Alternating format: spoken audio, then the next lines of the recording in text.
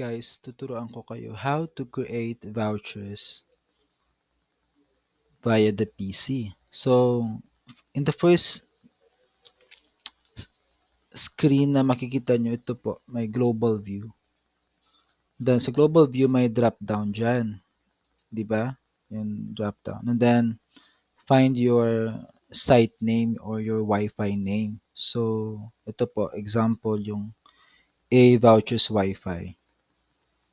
Click mo po muna natin yan. And then, once na-launch na natin yung ating site, we have to scroll up,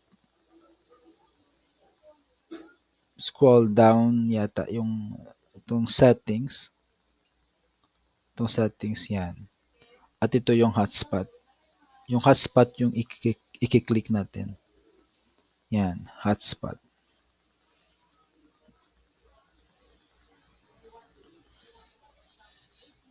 And then once it is loaded, we have to click the vouchers here on the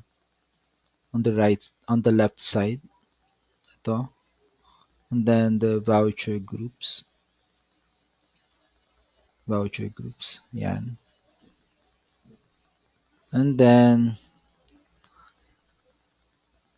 on the right side, on the upper right, may makikita tayong create vouchers group. And then yan, create vouchers group.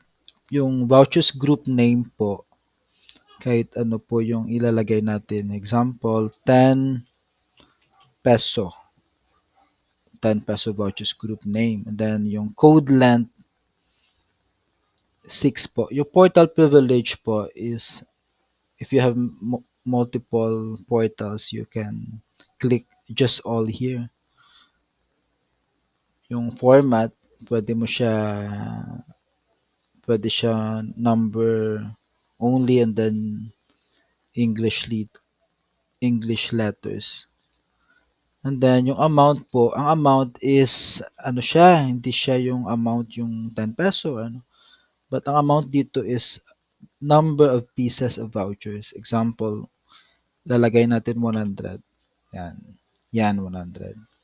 Then yung portal logout is you have your clients need to access this portal link URL so that they can log out sa portal nila.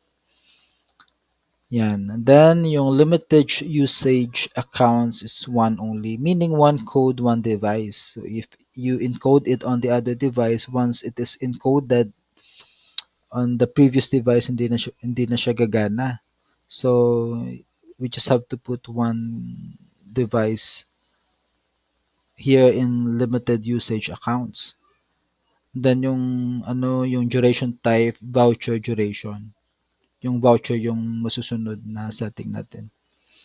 And then yung buy time po, ito yung buy time, ang buy time wala siyang pause. Yung buy usage may pause.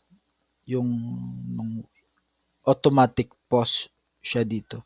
So example, if 10 peso, we will make 10 peso ng example 1 hour. Yan. 10 peso 1 hour. Example lang yan So, lalabas sa voucher mo 1 hour yung magagamit niya, yung client natin. And then, yung rate limit, ito yung speed limit. So, we have to put here custom. Yan.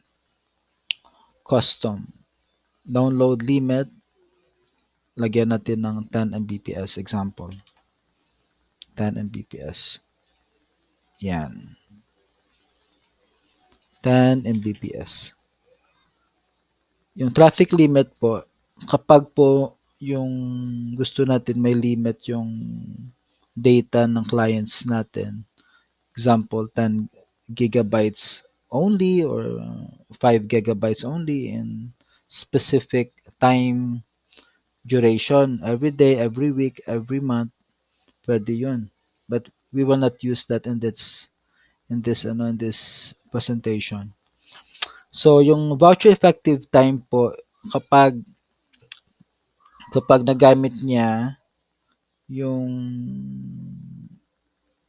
I mean, kahit hindi niya nagamit kapag pag nagawa yung vouchers, example 5/22, in the next year maano siya ma-expire siya on 5/26.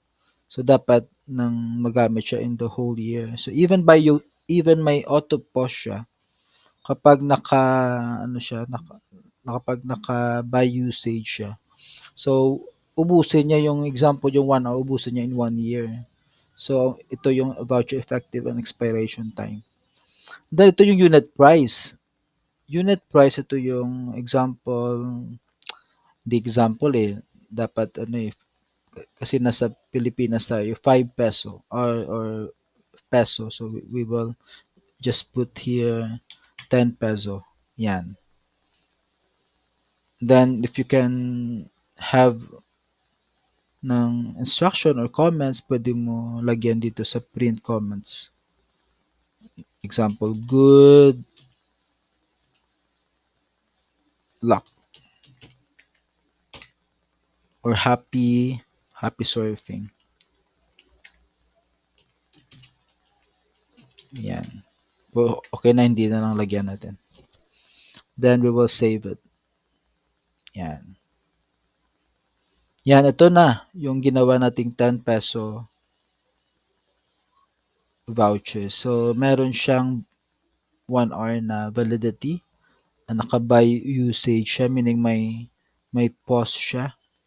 So, ito yun. So, we will go here in the action tab. So, we need to click this printer icon. Yang printer icon na yan. And then, we will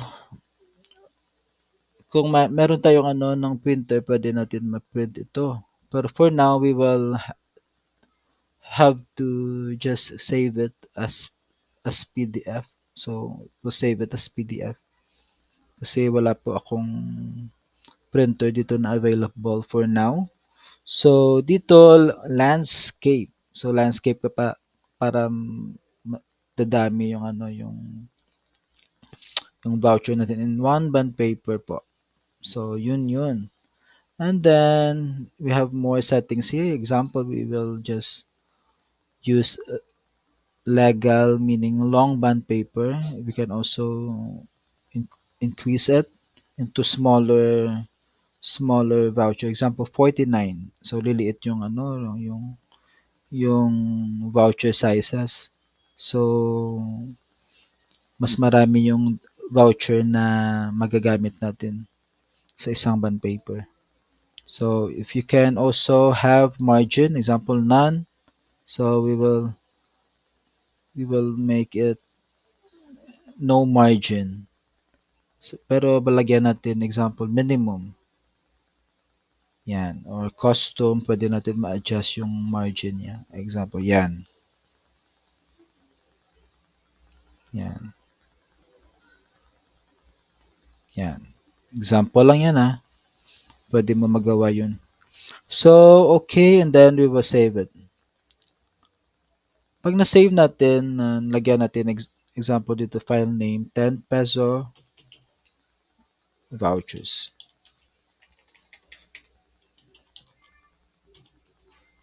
Yan. Then save it. Pag na-save na, makikita mo yan dito sa naka-save, naka-download sa PC nyo. Sa phone kasi medyo maliliit So, mas maganda kapag PC talaga yung gagamitin natin once we want to print vouchers. Print vouchers. Okay, yan. Yan ang ano, yung ang mukha ng ano ng ating ano. So guys, salamat. So this time na kagawa na tayo ng video regarding this. I hope na makatulong ito sa business nyo at gagawa rin tayo ng marami pang video tutorial para mas madaling sundan. Okay? Maraming salamat guys. Thank you.